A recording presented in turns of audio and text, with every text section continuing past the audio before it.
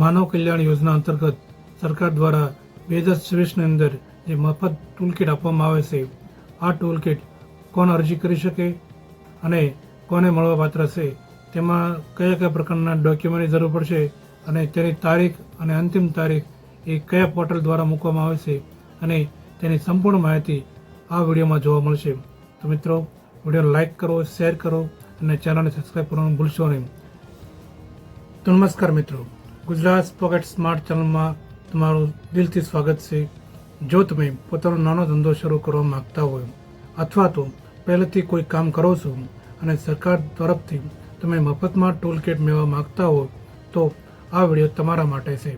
તો આજે આપણે જાણીશું માનવ કલ્યાણ યોજના અંતર્ગત 2026ની અંદર જે આ અરજીઓ કોણ કોણ કરી શકે અને કયા ધંધા માટે સહાય મળવાપાત્ર છે, તેના માટે કયા કયા દસ્તાવેજની જરૂર છે અને કયા ઓનલાઈન કેવી રીતે અરજી કરી શકો તેના માટે ખૂબ સરળ ગુજરાતી ભાષામાં તમને સમજાવવામાં આવશું. તો વિડીયો અંત સુધી જોજો, જેનાથી તમને બધી માહિતી મળતી રહે. તો માનવ કલ્યાણ યોજના એટલે શું, તમને આવો પ્રશ્ન થાય. મિત્રો, ગુજરાત સરકાર દ્વારા કરાયેલી ગુજરાત કલ્યાણ યોજના અંતર્ગત મુખ્ય હેતુ એ છે કે આર્થિક રીતે જે પરિવાર નબળા છે તેમને સ્વરોજગાર માટે મદદ મળી શકે, એટલા માટે આ યોજના બહાર પાડવામાં આવી છે. ઘણા લોકો પાસે કામ કરવાની આવડત હોય છે પરંતુ સાધનો ખરીદવાની માટે પૈસા હોતા નથી. તો એવા લોકો માટે સરકાર દ્વારા મફત ટૂલકીટ યોજના આપવામાં આવે છે.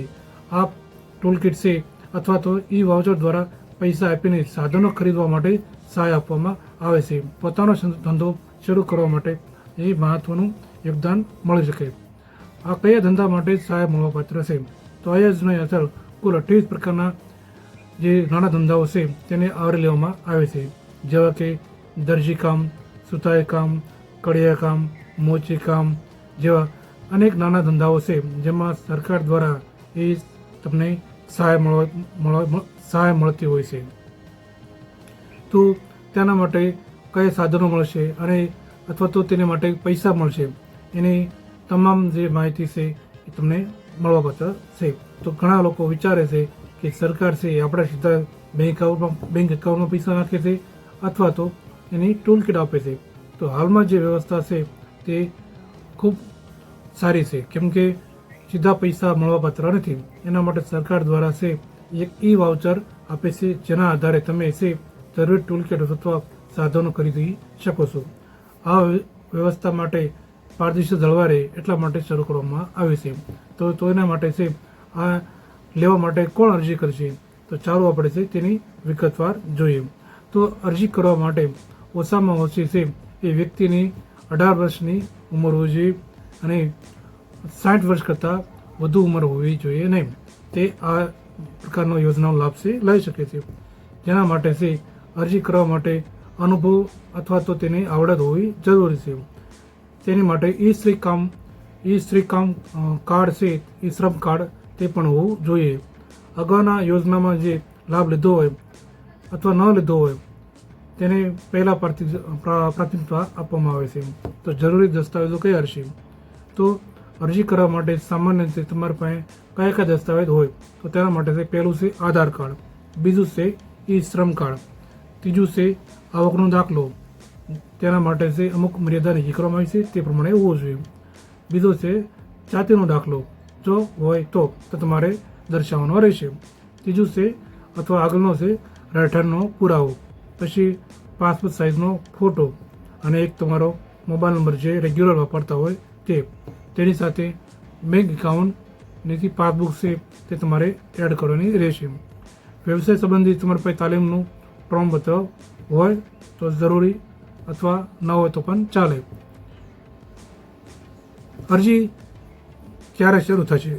2026-27ની અંદર, આ વર્ષની અંદર દરેક વખતે જુલાઈ મહિનાની અંદર આવતી હોય છે, પણ હાલની અંદર કોઈ તારીખ રજૂ કરવામાં આવી નથી, પણ ટૂંક સમયમાં તેની બહાર આવવાની તૈયારી છે. તો તેની અરજી છે કેવી રીતે કરી શકો? તેના માટે છે ઓનલાઈન છે તે અરજી કરવાની રહેશે. સમયાંતરે સત્તાવાર પોર્ટલ છે એની અંદર તમે અરજી કરવાની હોય છે. તમે ઘરે બેઠા પણ કરી શકો અથવા જે ઓનલાઈન ફોર્મ ભરતા હોય ત્યાં પણ તમે અરજી કરી શકો છો. અરજી કરવાની પ્રક્રિયા ખૂબ સરળ હોય છે. એના માટે કોઈ દોડધામ કરવાની જરૂર નથી. તમારા પાસે પૂરતા ડોક્યુમેન્ટ હોય એટલે તમે ઘરે બેઠા પણ કરી શકો છો. સરકાર દ્વારા એ કુટીર પોર્ટલ દ્વારા આ અરજી કરવા માટે નક્કી કરવામાં આવ્યું છે. ત્યારબાદ માનવ કલ્યાણ યોજનાનું અંદર જે પસંદ કરવાનું રહેશે તેની અંદર નવા યુઝરનું રજિસ્ટ્રેશન કરવાનું છે. ત્યારબાદ તેની અંદર અમુક જે ફોર્મ હોય છે તે ફોર્મ તમારે ફિલ કરવાનું છે તો તે ભરવાનું હોય છે. જેની અંદર જરૂરી ડોક્યુમેન્ટ છે તે તમારે અપલોડ કરવાનો હોય છે. બધી વિગતો તમે છે ચકાસીને ભરવાની હોય છે અને ત્યારબાદ તેને સબમિટ કરવાનું રહેશે. અરજી કર્યા પછી તમારે છે તેની રસીદ છે તે સાચવીને રાખવાની છે. મિત્રો, અમુક જે ઘણા લોકો જે ધ્યાન રાખતા નથી અને રસીદ ખોઈ દેતા હોય તો તેને ટૂલ કિટ મળવામાં ખૂબ વાર લાગતી હોય છે. તો ઘણા લોકો માનવ કલ્યાણ યોજના અંતર્ગત માનવ ગરિમા યોજનાનું એક યોજના માને છે, પરંતુ બંને અલગ અલગ યોજનાઓ છે. માનવ ગરિમા યોજના મુખ્યત્વે અનુસૂચિત જાતિના લાભાર્થીઓ માટે હોય છે, જ્યારે માનવ કલ્યાણ યોજના છે એ આર્થિક રીતે નબળા વર્ગના વિવિધ લાભાર્થીઓ માટે હોય છે. તેથી છે અરજી કરતા પહેલાં જે યોગ્ય માહિતી છે તમારે વાંચવાની હોય છે અથવા તેને સમજવાની હોય છે, અથવા યોજનાને છે જ્યારે ફોર્મ ભરો ત્યારે તમારે પસંદ કરવાની હોય છે.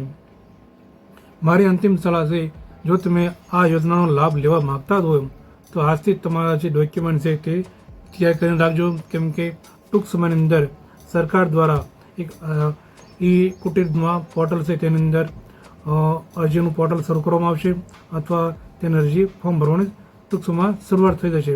એટલા માટે છે તેની માહિતી, સંપૂર્ણ માહિતી છે એ વાંચી ધ્યાન રાખી અને જરૂરી ડોક્યુમેન્ટ છે અથવા તેને પ્રમાણપત્ર લેવાનું હોય તેની તૈયારી અત્યારથી કરી નાખો.